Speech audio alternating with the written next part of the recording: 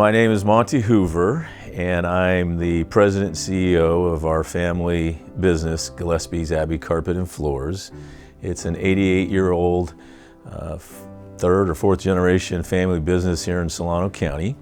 And I oversee the whole operation and partnered with my brother, who takes care of the installation part of the organization, and I take care of showroom, marketing, admin. Of course, I have lots of people who help me do all those things too as well. So we actually turn interior design dreams into reality. The first 10 years of my life, I lived in El Sobrante, and that's where I was a member of then called the Boys Club. Some of the memories I have is riding our bicycles there after school, and we would play ping pong, or we would play bumper pool, or there was tetherball set up out back, there was basketball hoops, and we also had league play, where we played, I mostly remember baseball and t-ball. Actually, it was very early in the stages of t-ball.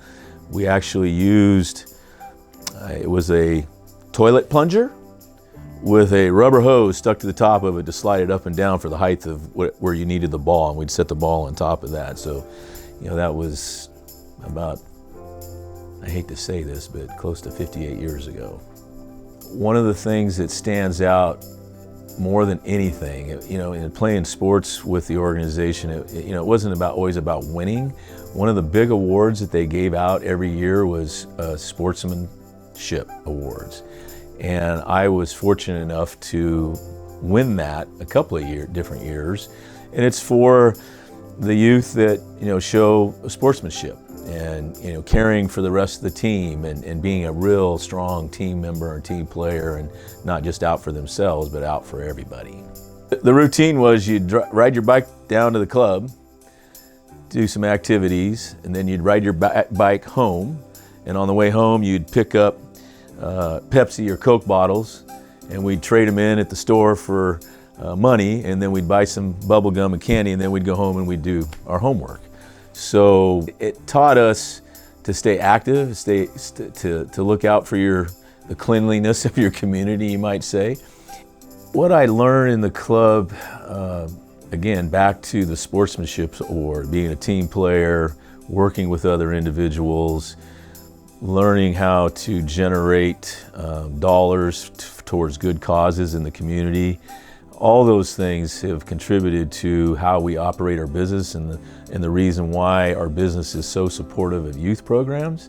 One of the things that we learn by that and more experience over the years is that it costs less to develop youth than it does to redevelop adults.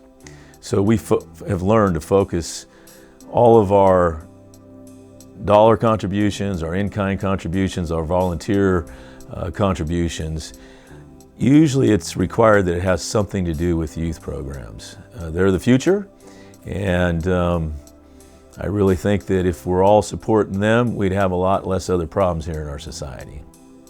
I didn't realize until later in life, when I took a leadership program and I had to develop my own mission statement, personal mission statement, that it really truly ties directly to the mission statement of the Boys and Girls Club. When I developed it, I didn't know that.